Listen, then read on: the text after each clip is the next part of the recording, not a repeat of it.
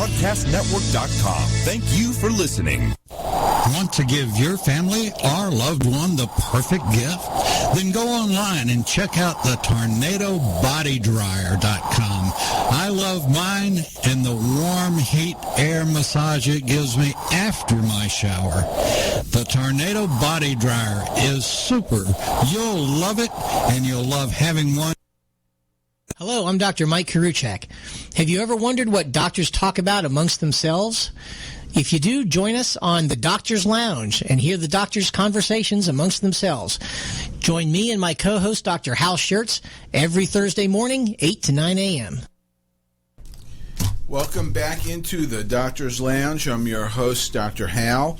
Every week, myself and my co-host, Dr. Mike, soon to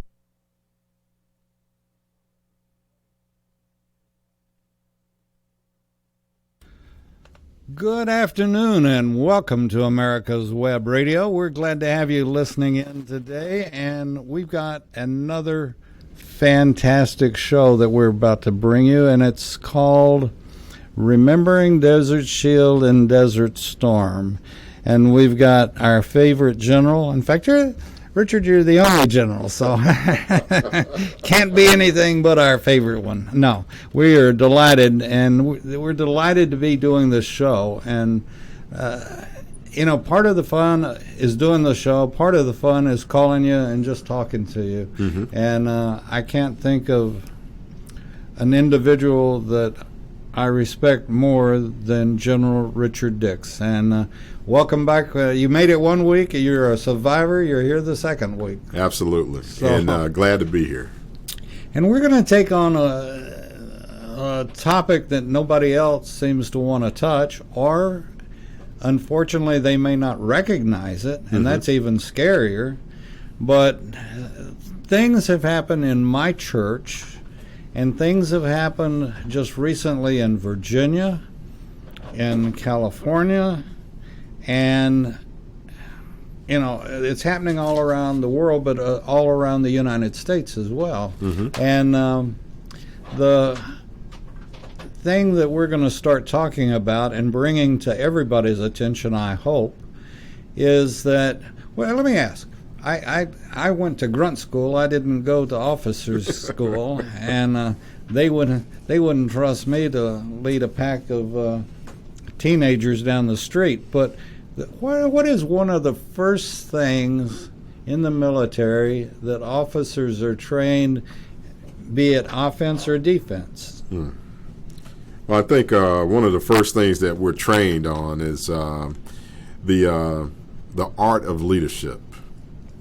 And both at an officer level and the grunt or the non-commissioned officer level, and the leadership. And the leadership is what enables you, David, to make those critical decisions on a moment's notice, when it seems like all is lost. And, those individuals that you see going through basic training, that's what they're doing. They're they're being overstressed.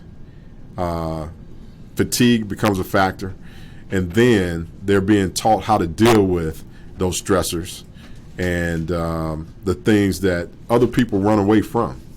You often hear those that serve run to the sound of gunfire, and those who don't run away from the sound of gunfire. So that's one of the first things that you're taught. What about, from that, let's pull back and say, what is, I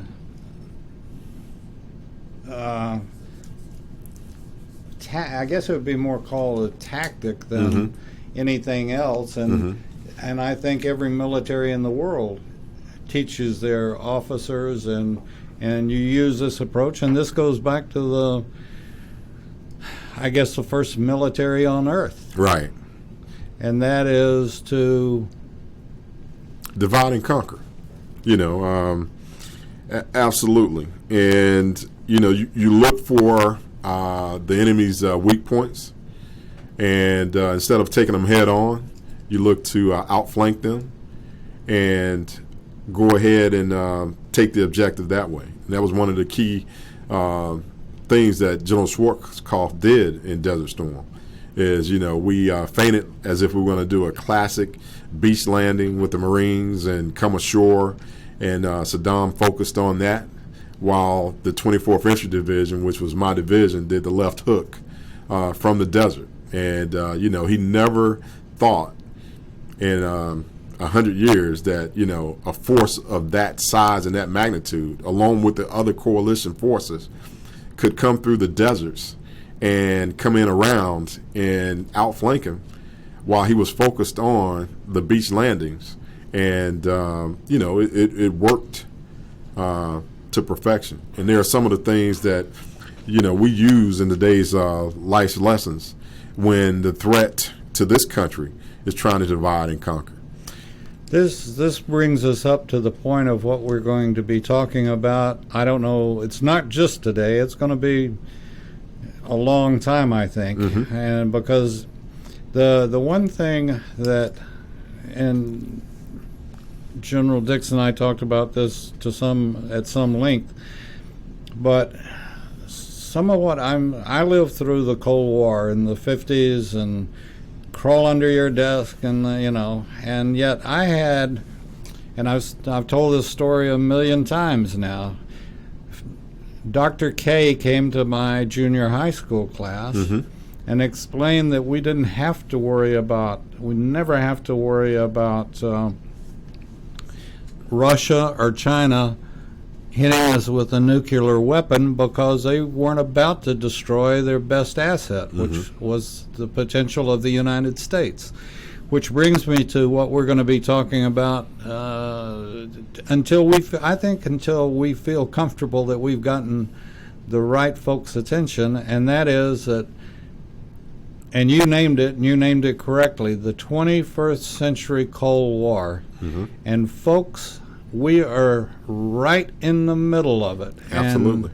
And it is making the 20th century Cold War look like child's play. Mm-hmm. But this is exactly what I was taught, or what Dr. K taught us when I was in junior high school. Now, you realize that was only a couple of years ago. Yeah, that's what I was thinking. Yeah.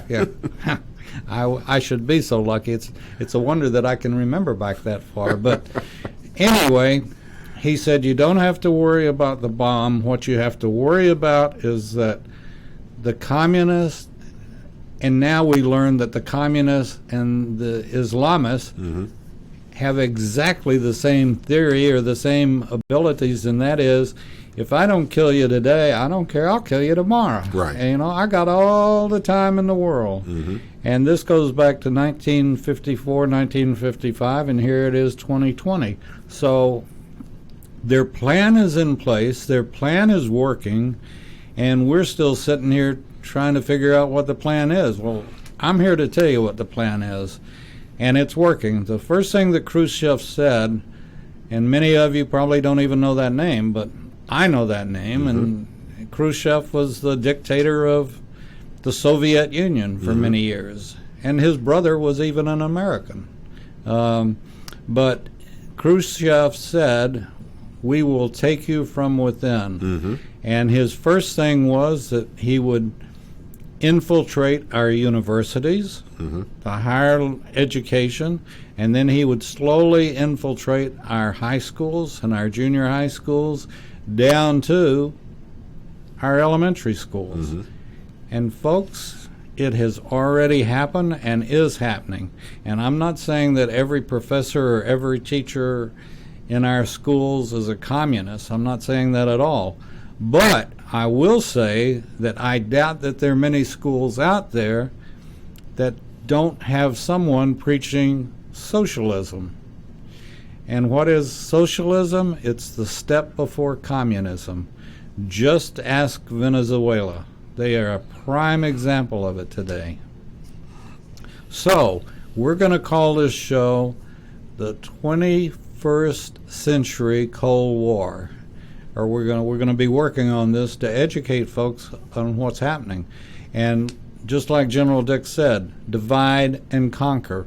Well, there are not many places right now that you can look, whether it's on America's Web Radio. I hear it and I see it and I smell it on almost every show, from our doctors' shows. That our medical field is being divided.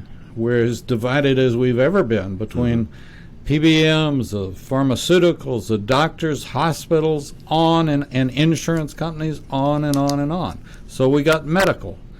We've also got churches, and this is something that kills me, because my church, where I go, is beginning to have its own issues, just as we learned this weekend that the Methodist Church has split. Hello, split, and two factions. Is that divide and conquer, you reckon? Could be. So, and then we look at Virginia and what's happening there. Take away their guns. Well, gee, which Nazi, that was one of the first things I think that Nazi did, was take away all the weapons. And not only did he take away the weapons, but he also took over the books and publishing.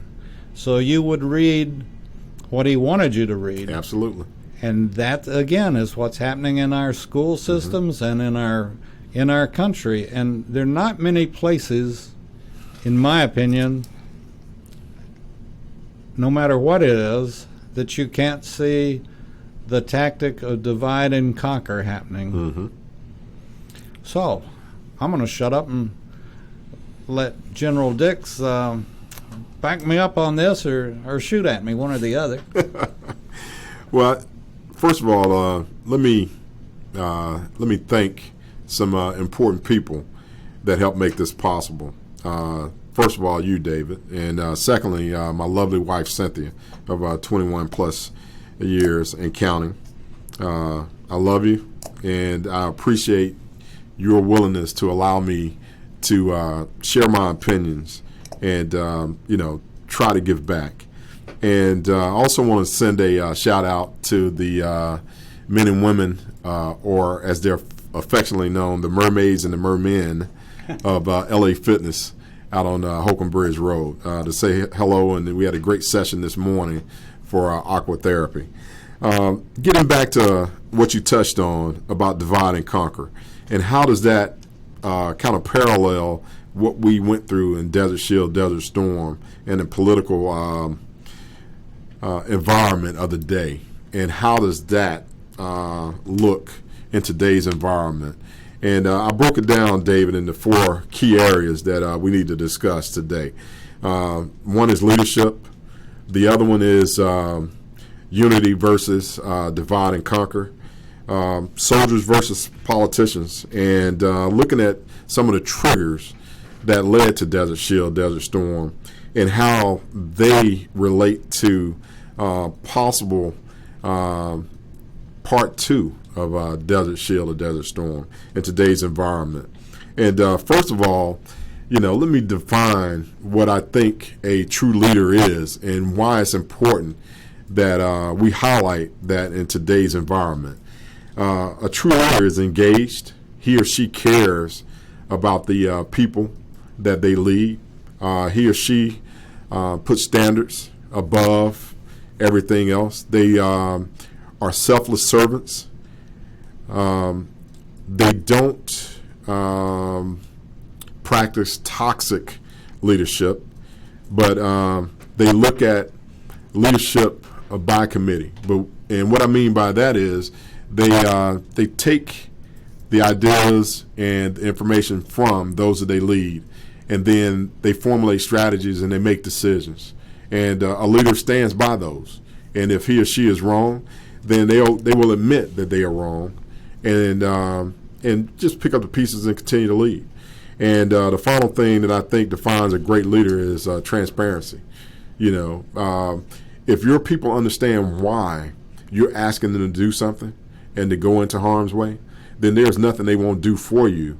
And they understand the mission, the intent, and what the objective is. And George Herbert Bush was great at that during Desert Storm. He got the coalition of the willing to go in to Saudi Arabia and to extricate Saddam Hussein from Kuwait. What was it about? It was about the oil fields that that Saddam said were a part of the Persian Empire that was rightfully theirs at one point in time. And he felt inclined to go ahead and take that because he thought it should be his and he wanted it. And that triggered, or that was one of the triggers for Desert Shield, Desert Storm. You know, and I had a debate or a discussion with an individual once I came back. And he said, hey, you only went to protect the oil and those who profited from the oil. And I clearly remember David saying it was 1990, late fall, that the reason why we went was to prevent someone from coming to America and doing what we saw done to the Kuwaiti people. And fast forward, 9/11 happens. And I would love to find that individual to have that second conversation about, I had a crystal ball, but I wasn't truly clairvoyant. But look at what happened with 9/11 and some of the things that, came out of that. A true leader recognizes that and understands that you have to draw the line and you have to go forward to protect those that you really care about. And folks, I can assure you that the gentleman I'm sitting across from is a true leader. And as I've told him and as I've told Brett and others that I come in contact with, it's an honor and such a feeling when General Dix walks in the door that you're in the same room, you're in the same space with the true leader. And I thank you for your service and thank you for the show. And we have to remember Desert Storm and Desert Shield and Desert Storm for all the folks that served. Amen. Not just General Dix, but for all of them, our leaders and the ones that were led. And in many ways, I think you'd agree or say I'm not totally nuts, but it takes a certain type of person to be led as it does to lead. Amen. And if you can't be led, then you're missing the boat too. Absolutely. And so it brings us back to our 21st century Cold War. And, our politicians have sort of, and I don't want to get political by any means, but they've sort of brushed by this thing of collusion and this and that and all of this. Well, the Russians, communism has never left the planet, in my opinion. Mm-hmm. It just has been sitting there festering for years and years. And I guess Reagan sort of called it out with tear down this wall, mm-hmm. but he didn't kill it by any stretch. Mm-mm. And I have no idea mm-hmm. how it works, but there's some committee, and I would assume probably in Russia, that's sitting there laughing their heads off at what we're doing and what we're going through, and that we don't realize as a nation mm-hmm. we're being played like a tennis ball, or we've been played like a drum, mm-hmm. and they're beating us, and they're beating us. And they started not only in universities, but the other thing that they started doing was in the divide and conquer is you look back at our religion, mm-hmm. and they started tearing that down, dividing, mm-hmm. when we had the big hoorah back in the 60s, I think, mm-hmm. about taking prayer out of schools. Mm-hmm. How many, let me ask. Okay, military. I don't know of many officers that didn't either end their briefing or start the briefing without saying a prayer. Does that still hold true? No. No.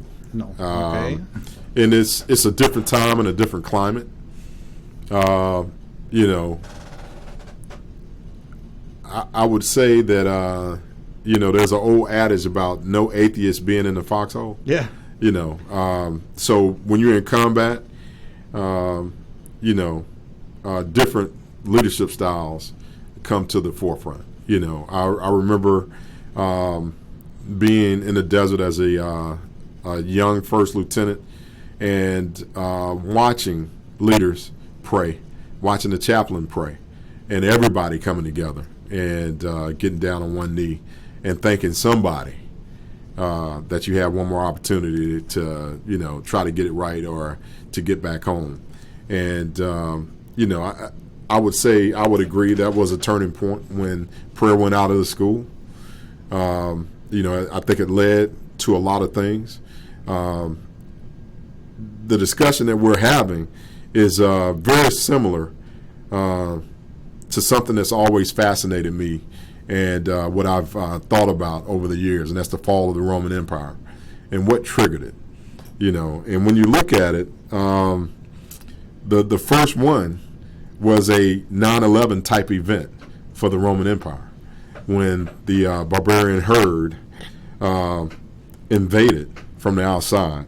And then the Roman government started having economic problems. They had political corruption. They had instability inside of their government. And, so when the first domino fell, it triggered other dominoes. And the other dominoes were, I'm a soldier. And, so other people that I serve with and those that are currently serving, don't take this the wrong way, but military overspending was another trigger that they had to deal with. Over-reliance on then slave labor. And how does that translate to today? I think it's an over-reliance on capitalism and the greed that it generates sometimes. And, the harm that it's doing to the very fabric that, this country was founded on.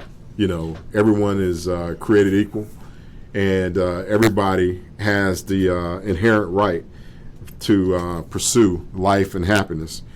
But getting back to the last piece that you just touched on, David, that really brought about the fall of the Roman Empire was the fall of Christianity, or their turn away from their traditional values and their morals.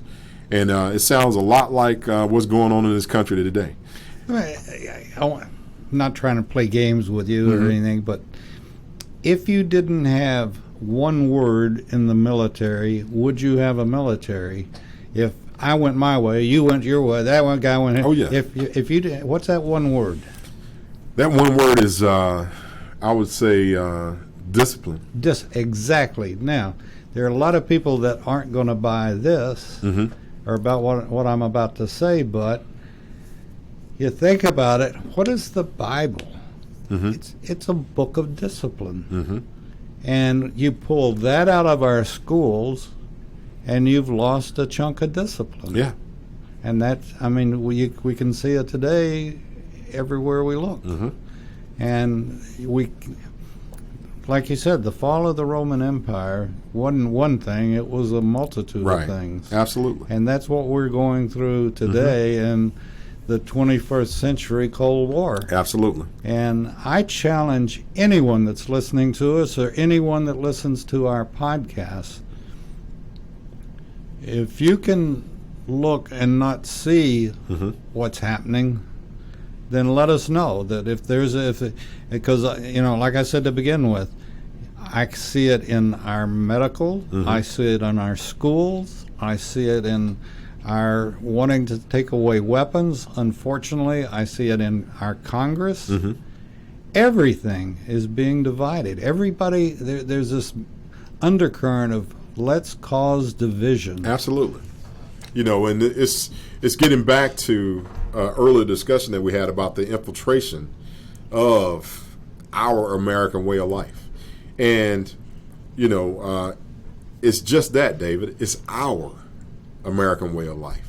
We're at our best when we all get in the same boat and we all row in the same direction. Amen. You know, and the infiltrators, they count on the fact that they can plant a seed here or plant a seed there and sow the divisions of hate. And this country gravitates to that, and then they fight over it, and then they'll disintegrate from within. That's what Khrushchev really wanted when, you know, he knew that he would never see it in his lifetime. But he knew that if he planted the seed and you watered it, you got a little sunlight from up above, that it would start to grow over time. And the dysfunctionality that we're looking at inside of the Washington Beltway, it perpetuates that divide, and it's getting larger and larger. And a true leader doesn't continue to pour gasoline on that fire, but he or she says, hey, enough has got to be enough, because they realize the threat from outside, but more importantly, the threat from within, and they understand that we've got to deal with it. And the only way that we can counter this is Congress has got to step up, and they got to start doing what they do. They've got to write and pass bills that are consistent for the common good of everyone, and stop, throwing verbal jabs across the aisle that do nothing but continue to divide this country. Because as we go, so does the rest of the world. And, I'm a big proponent of NATO. And I'm also a proponent of other countries paying their fair share. But I understand that in today's environment, the threat that we face outnumber us in some cases 2-1 with personnel on the ground. And we have to leverage our technology to offset the personnel shortage on today's battlefield. So it is inherent in all of us that we need NATO and the Western Alliance to counter the threat from the East. And once again, I point to the fall of the Roman Empire. The threat from the Eastern Empire was seen but ignored, and it brought about the downfall along with everything else. Get out of the self mode and look at the we mode, and get back to playing team ball in everything that we do in this country, and I think we'll be all right. I do too. I think it's like every show that we do is based on education, and and miseducation or misunderstanding. Absolutely. Or miss this or miss that. And there's some people probably out there listening or will be listening that will say, well, that one guy, that he's nuttier than a fruitcake. Well, I am, but I've lived a long time, thank God, and have seen a lot of things. And what I'm seeing today is, as I said earlier, is divide and conquer, divide everything. And if it was, I'd be probably more like everybody else if it was just happened to be just one thing. But it's not. It's all across the country. And what do we do about it? Whoever's listening has to sit back and say, well, I'm just one person. I can't do anything about it. Yeah, you can. Absolutely. And one of them is pray. The second one is that you can take the bull by the horns, and if you've got kids or grandkids, teach them. Absolutely. Talk to them. And talk to them about socialism, and talk to them about communism, and talk to them about, why capitalism is good, or why everybody being independent and having choice, that you can't depend on. Richard hadn't come over to my house and waked me up in probably years and years and years, and it'll probably never happen. We don't need the government to wake us up and hold our hand. We have to be independent and do our own thing. And but the most important thing, what can I do about it? Well, you can do exactly what Richard and I are doing, General Dix and I are doing, and that's talking about it and informing. Mm-hmm. And, you know, my kids are grown, so I won't be talking to them, but anybody else I get a shot at talking to about it, I'll tell them that, you know, look up what the meaning of socialism is. Look up what communism is. Mm-hmm. And anybody that thinks that the government taking care of everything is great and that's the way it should be should just look at the disasters it's always caused. And communism is not the answer. Telling me when I can buy a loaf of bread at 4 o'clock in the morning is not the answer. Mm-hmm. And that's exactly what they faced in Russia for many years. Yep. When you can go stand in the food line, when you can do this, when you can do that. And it's much better and a much sweeter taste in your mouth if you've done it yourself. Yep. But I'll counter one thing that you just said. You know, we're constantly learning. You've got to engage your adult kids, and you got to continue to talk and have those discussions. But more importantly, encourage them to talk about, you know, how they view and see the world. And, you know, because it's ever changing. And in today's social media, it changes at the speed of light. Oh, yeah. You know, You're and right. if we don't engage and have those conversations, you know, then you allow somebody else, the infiltrator, to step in there and start manipulating our young people and start guiding them down a path that says, hey, you need to hate this certain segment of society, or you need to hate this certain segment. And that division that we've been talking about for the past 45 minutes, David, it continues to grow.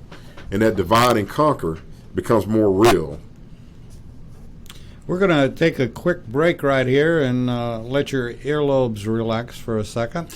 And we'll be back on Remembering Desert Shield and Desert Storm with General Dix right after this.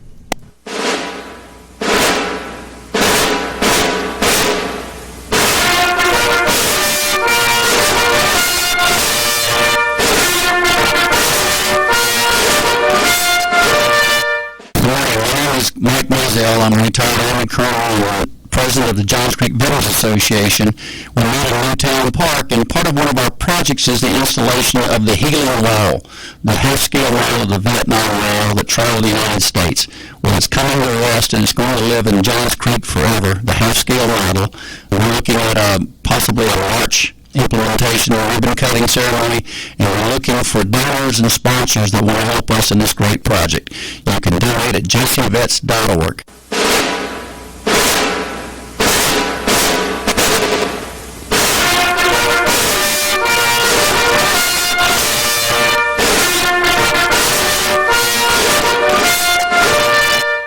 If your health insurance premium is more than your mortgage, Ellen Deal with Ideal Solutions is here to help. Whether you're a small business owner, individual, family, or baby boomer, email maga45cag@gmail.com and I'll respond with 3 easy questions to help you determine if you can get away from Obamacare. As a 20-year veteran of the insurance industry, I'm here to help with all your insurance needs. Email Ellen Deal at maga45cag@gmail.com. Right now, do your bill.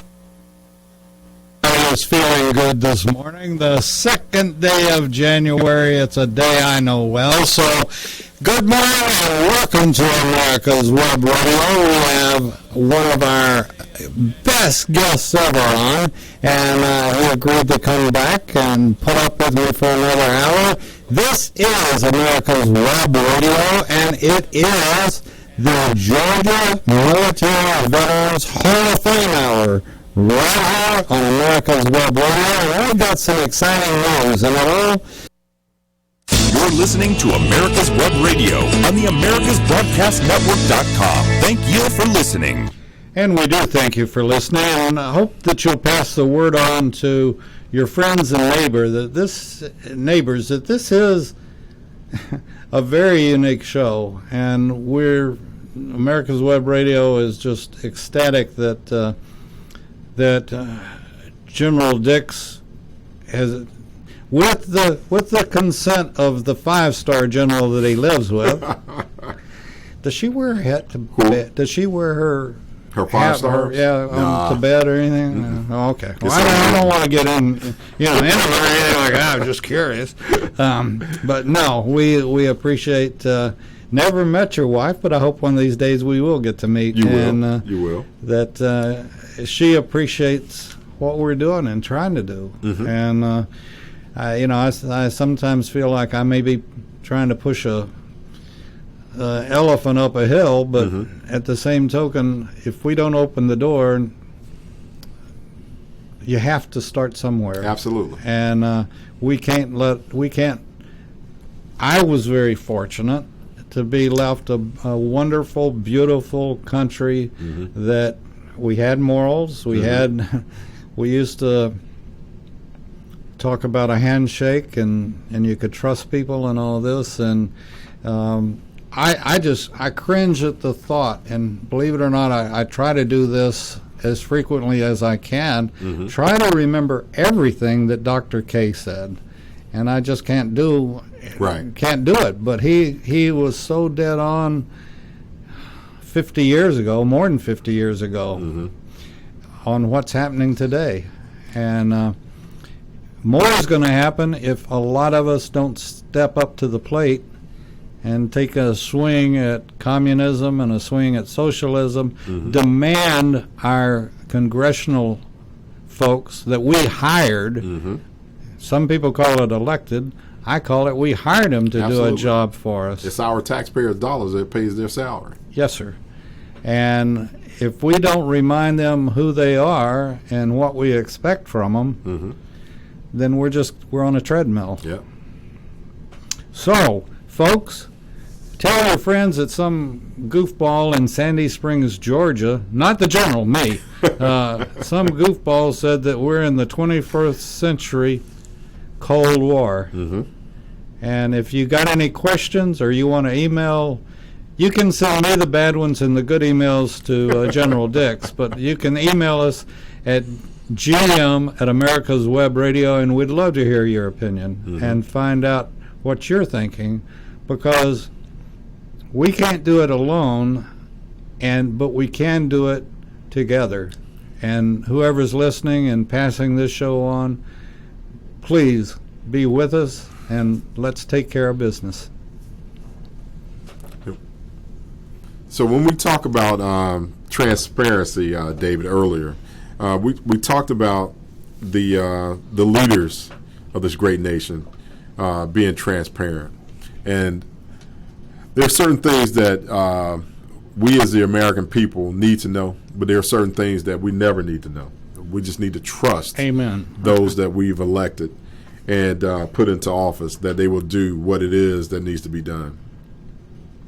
And one thing that I would like for the listeners to think about and go research is the oil fields in the Mediterranean, and what that's doing to the countries of Lebanon and Israel and Cyprus, and how the major players on the stage, the Saudis, the Americans, the Russians, the Chinese, how they're starting to gravitate to that area, and what it may do to the dynamic that is already creating some world tension with the play in Iran, and how our leader is perceived by the other nations around the world, and understand that there's more to what you see or you hear in today's press or on the news, and understand that we as a people need to read and get familiar with what's happening so we can make an informed decision ourselves, because once again, everybody's in that boat and we're rowing in the same direction, and it's going to take everybody to keep this country great. And once again, we are the most powerful nation on this planet, but we're only as strong as our weakest link. And when we don't take care of each other and we don't have dialogue like you and I are having, that I'm hearing comments all around Sandy Springs that this is a great show, and they love the fact that we're conversating about, and it's two different opinions. And, and we're not threatening each other, throwing desks and chairs. We're having an intelligent conversation. But the bottom line is, I don't know that we disagree on that many things, do we? No, we don't. We care about this country. Absolutely. And we care about those who we love and those that we've grown up in the village with. And these conversations need to happen in order for us to stop the infiltration of our country and those bad actors that wish us harm to succeed.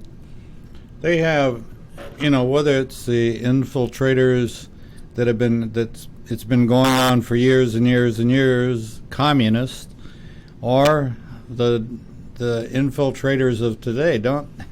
I wouldn't have no clue, but I can almost, much, much better than I do. But God knows how many cells there are, not only Islamic cells, but they're communist cells. And they may be my next door neighbor for all I know, or live across the street, or their kids are going to school, and they have taught their kids to infiltrate even in elementary school.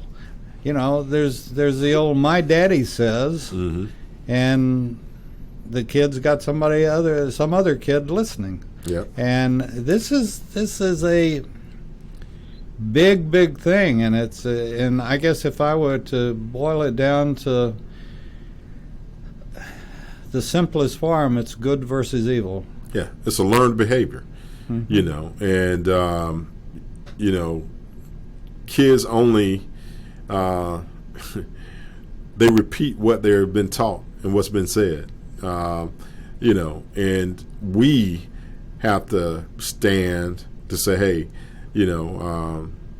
extremism, will not rule the day, and the things that are different from our way of life, we'll listen, we'll see, but more importantly, if you want to do us harm, we have to stand up and defend ourselves, and we will. But there are so many other things that are sensible that our leaders need to take a look at, and they need to find some kind of compromise. And compromise is not a four-letter word or a bad word in today's environment or in society, but it is exactly what is needed to defend this country and to keep us on the path that we need to go on. I think one of our first conversations, I know I have it with a lot of folks, I love my country, and I think you would attest to that. But there is a fact that nobody can really argue with, and this goes back to before we were a country. This goes back before the revolution. This goes back to the fact that part of it's our personality, and if anybody's got a terrible personality, it's me. But it goes back to our personalities as an American, or as Americans, and our lack of world understanding. I don't think we didn't understand the British, we didn't understand the French, we didn't understand the Germans. We've never had, in my opinion, a good foreign policy, or based on real sense. Okay, well, do I want to throw a rock at Richard, or what will happen if I do? Or well, Richard's left-handed instead of right-handed. What's wrong with that guy? I mean, we've always had, we've never come up, and right. You gotta. I give the French and the English and the Europeans the ability to understand. We didn't understand going into Vietnam. Right. We didn't understand, I don't think, going into Desert Shield or Desert Storm. And the scenario is when I went down to not Gordon. What's the other base down by Savannah? Fort Stewart. Stewart, and drove through Stewart, and here all these madmen pinning all of these pieces of equipment light tan. Duh, we'd sent green We sent green camouflage equipment vehicles to the desert. to the desert. Mm-hmm. And I thought, wait a second, shouldn't somebody have told somebody that those camouflage green tanks might stand out like sore thumbs? Absolutely. But that's not only true in the equipment, but it's also true in talking to people. Absolutely. We didn't know what we were talking about many times. And those are the lessons learned that we've been talking about, David, where you had one accord going into Desert Shield and Desert Storm. You had healthy debate on whether we should or should not commit U.S. forces. Every other country that participated in Desert Shield had the same discussions inside of their governmental agencies. And, the people understood the reasons why we needed to do what we needed to do. And the world economy was in the balance. If one extremist controls a key vital resource, then he or she dictates to the rest of the world what they want to dictate, and they carry out their agenda. But it puts the rest of the world in harm's way. So when you look at the lessons learned from leadership, a unified response, soldiers versus politicians that were really seeing today's battlefield or yesterday's battlefield, like Schwarzkopf, Powell,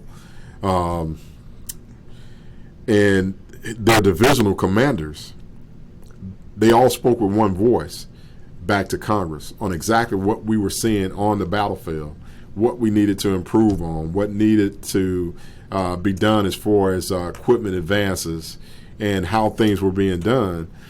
That needs to be brought forward, and we need to take those same lessons learned back into the halls of Congress to say, hey, recognize the threat and understand the threat.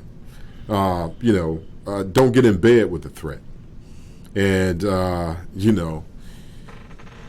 when you do, you got to ask yourself why. Because I believe that Russia's never going to change its stripes. And it's just like owning a venomous snake. That's my pet. That's my pet. I love my snake. I guarantee you, stick your hand in there, that snake is going to do one thing. It's going to strike. Because that's all that snake knows. And, if you get to the hospital in time, you may live to see another day. But you'll be wondering for the rest of your life, why did he bite me? That was my pet snake. I've had him since he was a baby snake. All he knows how to do is strike. And that's our threat that we face today.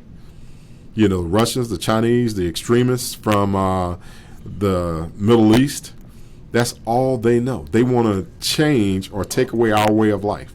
And we have to come together. The true West, we have to come together. Who has said in their Quran, either convert, make them join us, or kill? And we got to understand that's what they're being taught. Now that's the extremist view. That's the extreme. The peaceful, that's not in there, and that's a misinterpretation of their book.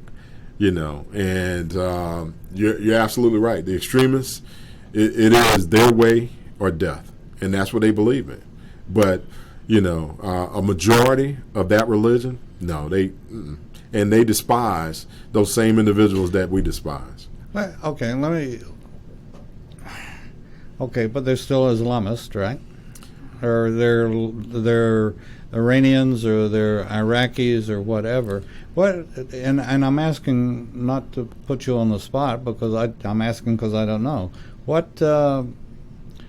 know the Quran, and like you said, extremists. That's their extreme. Yeah. So what are the non-extremists? What do they have? They have the Quran. That is their, just like the Bible is Christian. The Quran is for Islam, and they are a peaceful people with the same peaceful intentions that we have. But remember now, when you try to impose your way of life onto somebody else, then they're going to have an issue with that, and just like we have extremists in this country that, they swear by the Bible, but they're extremists also. And, they kill, maim, and rape and pillage and burn just like the other extremists do, but they just do it on, Americans, not, people of color. I mean, let's call it exactly like we see it, and they feel that it's their way or no way, just like the extremists in other religions do, and they're across the board. And it's those beliefs that lead us into war. And if we're not prepared and we as a government don't stand and we don't stand united, then that's another seed of division that's been sowed that will, grow over time. And before you know it, now your way of life is in danger and it's no more, just like the Roman Empire. So you got to be careful when you talk about those. By no stretch of the imagination am I a religious expert. However, I've seen that in Desert Shield, Desert Storm.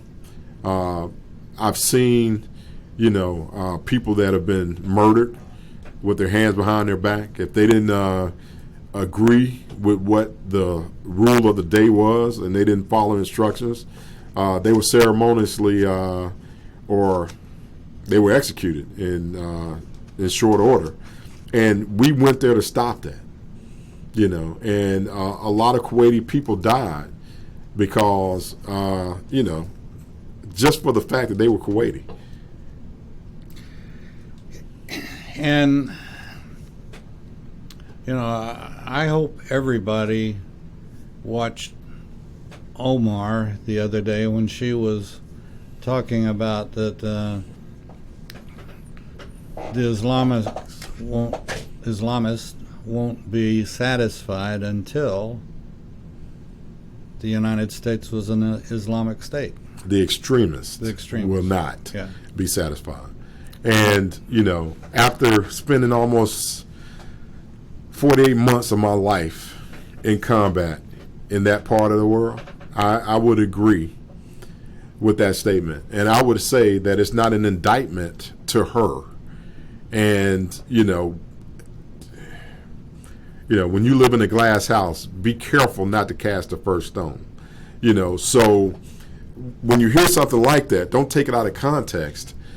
But it gets to the point where we've been talking about the whole time, David. And when we look at the 21st century Cold War, there are many actors inside of the Cold War now. It's not just Russia versus the United States or the West versus the East. It's everybody inside of that mixing bowl because of what we talked about last week on, the natural resources, the haves and the have-nots. And the have-nots have been tired of being taken advantage of for years, and now they're rising up. So, that just perpetuates the overall discussion of you got to be transparent and you got to lead without a toxic leadership style, because that toxic leadership style, it holds at bay those that really need to be in the boat rowing with you. So when you look at those extremists, they've got a foothold just like the Nazis had in the mid-1930s into the late 30s, and how the Western civilization turned a blind eye to everything they saw and everything that was transpiring, and, which eventually led to World War II. And I guess that's what we're both saying, is that we have to open our eyes, open our ears, listen, and react in a civil manner. Right. And react. We have, next to the Bible, I think the most eloquent document that's ever been written is our Constitution. And we have to live by it, and we have to guard it. Yep. And we have to understand it, and that's why. And our government in total, I think, is incredible. We have, we look to our ministers to interpret the Bible a lot of times, but we have 9 folks sitting behind a bench that interpret what did those people mean when they wrote the Constitution. And none of the 9 on the bench were there, and so they couldn't talk to this person or that person and find out what he was thinking. But all we can do is, it is our Constitution, and understand that it's not a perfect document. No, well, and it's, we continue to evolve, and we've got to accept that we've got to get better and make that a more perfect union, or make that document a more perfect document. Because until we take care of everybody, and I'm not saying, the government does it all, but until we as a people take care of each other, and willingly get into that boat and start rowing to, a better place, then it's not going to happen. The infiltrators will continue their assault on this country, and one day they will win. And I'm here to tell you, David, as a soldier, I raise my right hand to defend this Constitution and willingly give my life if necessary. I am not giving in to the infiltrator, and they are not going to win, not on my watch, not while I'm still here. But we need everybody's help to make this happen. But we as a people got to come together, and we got to unify. But, it's just like what you said earlier when we started the discussion in our warm-up session. Unless Congress is able to recognize and willing to stop being self-absorbed and start thinking about the people that actually sent them there and start doing something about what needs to be done, it's going to be a hard road to hoe. And that's why this show is so critical, and why we've got to stay the course to have these conversations. Just thinking on what you were saying, and we so many things we try as a country, or try as politician, or try as whatever. I don't know what they are, but we try. We make a mountain out of a molehill. Okay. Oh my God, we got homeless people. Oh my God, we got people on the street that are sick. They have lesions. They have this. I can honestly say, of all the doctors that do shows and that come through the studio and that I've met or know or whatever, and I'm gonna have to shut up and go away, but I'll say this quickly. There is such an easy answer. It's not throwing dollars at the homeless. It's not throwing dollars at a city. It's not. But if somebody's sick, we can fix that, and it's so easy. And there's so many other problems that would be so easy if our hired hands, our representatives, if we gave the doctors that I know, if we gave them a buy on liability insurance and a buy on some taxes. I'm not saying give them carte blanche, but give them a break on taxes. There's not a doctor that comes in here that wouldn't give 2, 3, 4, 5, 6 hours a week, 10 hours a week, and work with the homeless. Got to be willing to change lives. Yeah, and they would. But the government's got to look at the easy solution instead of, well, let's do this, let's do that, but let's make it complicated. It's gridlock. It's red and blue gridlock. And until, I will tell you this, and I'm going to get off the soapbox.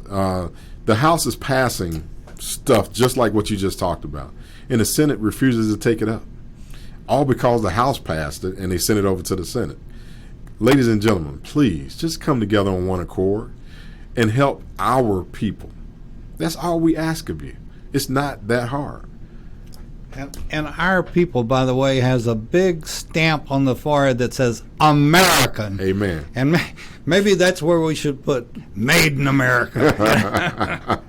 Anyway, we love you all. Thanks for listening. We'll be back, Lord willing, and the creeks don't rise. God bless the United States and our military, past, present, and future. Cool. Thanks for listening. If your health insurance premium is more than your mortgage, Ellen Deal with Ideal Solutions is here to help. Whether you're a small business owner, individual, family, or baby boomer,